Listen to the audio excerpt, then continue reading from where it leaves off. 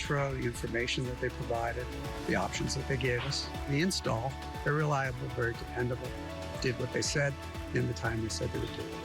Our windows, double and triple pane options, custom fit for every home with a budget for every homeowner. Our design consultants, they're gonna come out to your home, present you with options, and provide you with an exact price that's good for a full year. It's easy, fun, informative, and it's free. We're going to take the greatest care from the day we meet to the installation and beyond. Wow, okay, New England, give your home and your family what it deserves. Pick up the phone right now, New England. Get 20% off your project or pay no interest for 5 years. Call NewPro now. Good afternoon, everyone. Thank you so much for joining us today on NBC 10 News at noon. It is Monday, October 18th. I'm Barbara Morse. And we begin with breaking news today. Former Secretary of State Colin Powell has died from complications of COVID, and his family says he was fully vaccinated. NBC's Chris Pallone reports. This is a magnificent country. I am proud to be one of its sons. The family of Colin Powell announced his death from complications of COVID-19 on Facebook, writing that the former Secretary of State passed away at Walter Reed National Medical Center in Washington Monday morning. They added that Powell was fully vaccinated. The world lost one of the greatest leaders that we have ever witnessed. Powell served 2 tours at Vietnam and later became National Security Advisor to President Reagan, ultimately rising to the rank of 4-star general. Powell served as the first black chairman of the Joint Chiefs of Staff under Presidents Bush and Clinton, before being named the nation's first black Secretary of State by President George W. Bush. A man who was respected around the globe and who will be quite frankly, it is not possible to replace a Colin Powell. We will miss him. In a statement, the 43rd president remembered Powell as a great public servant, remarking he was such a favorite of presidents that he earned the Presidential Medal of Freedom twice. A self-described lifelong Republican, Colin Powell endorsed Barack Obama for president twice. He called his speech to the UN making the case to go to war in Iraq with information that later proved to be false a blot on his record. We have sources who tell us Chris Pallone, NBC News, Washington. Starting today, unvaccinated Massachusetts state employees who fall under the executive branch face suspension and possible termination. Here's NBC 10's Kelly O'Neill. Well, starting today, Massachusetts executive branch workers do not have the option of regular COVID testing instead of vaccinations.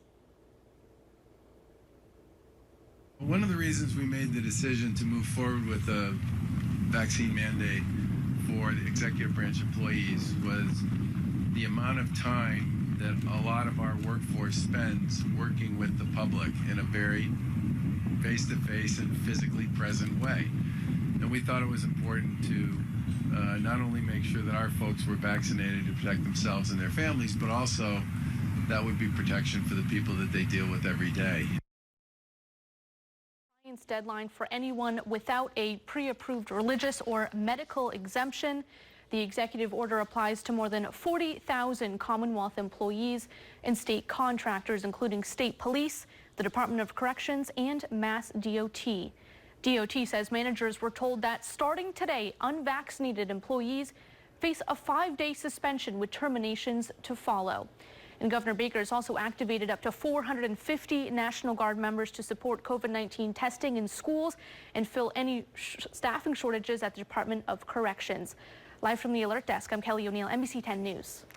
Kelly, thank you. Some terrifying news out of Haiti today. 17 members of an American missionary group, including 5 children, have been kidnapped by a dangerous street gang. NBC's Sam Brock reports.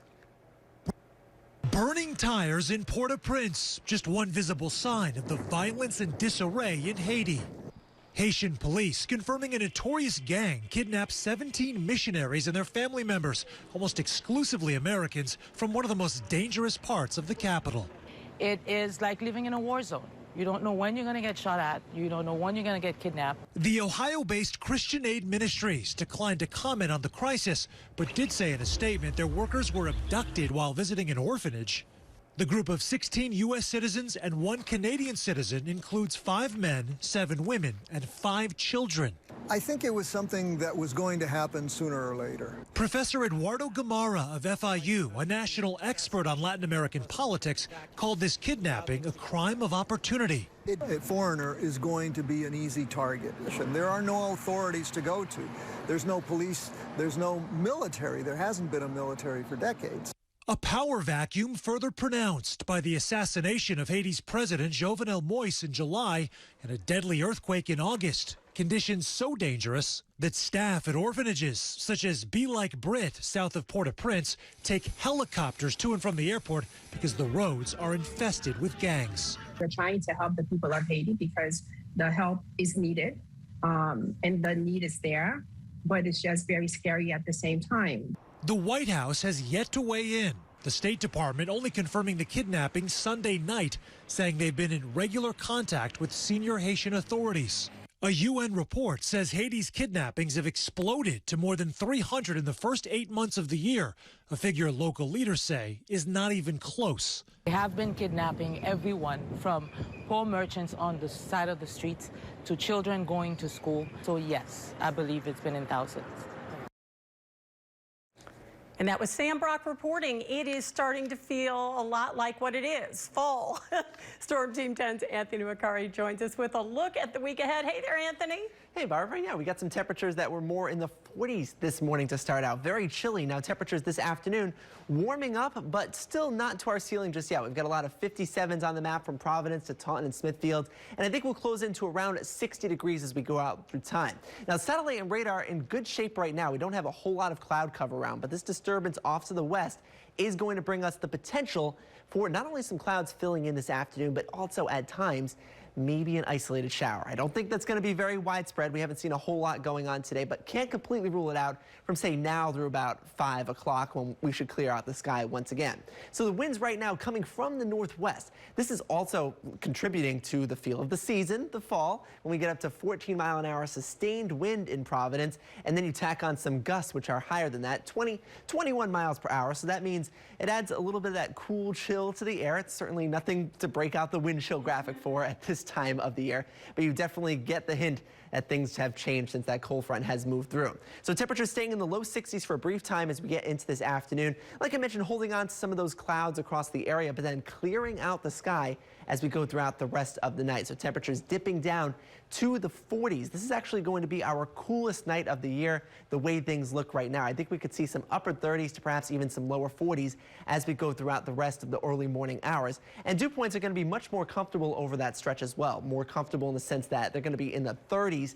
So we have a lot that's going to be coming our way in terms of that. I've got one more cold front that we'll have working with us later on in the week. So temperatures, if you're not necessarily a fan of all these 60s and 40s by day and by night, we're going to be making our way up to about the lower 70s as we head later on in the week. But that cold front will be bringing us the chance for a few showers from time to time. So it's nothing like the clear sky that we'll be seeing right now.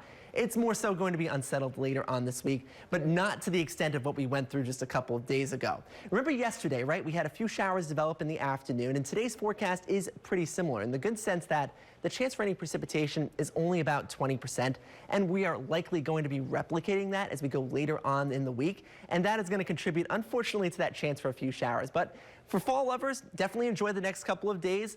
Got the Red Sox game going on for tonight. October baseball goes well with these types of conditions, but also we have the potential for some warmer weather, and that will be coming up later on. So I'll have more of that in my forecast in just a bit, but for now, back to you, Barbara. Okay, and we're going to be talking about the Red Sox in a little bit from now.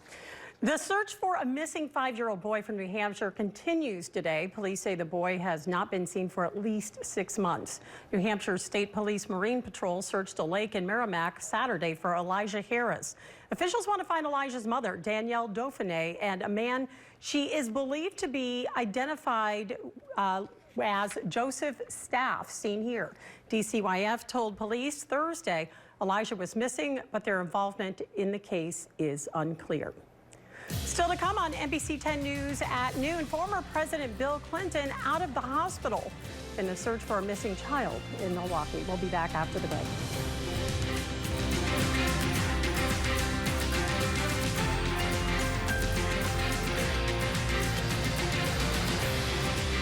Close captioning brought to you by Cardi's Furniture and Mattresses, offering Nairobi's same-day mattress eye delivery 7 days a week. Nobody delivers faster. Nobody. The NBC 10 I-Team, investigating the issues that impact you. Getting answers to your questions. Protecting your family from scam.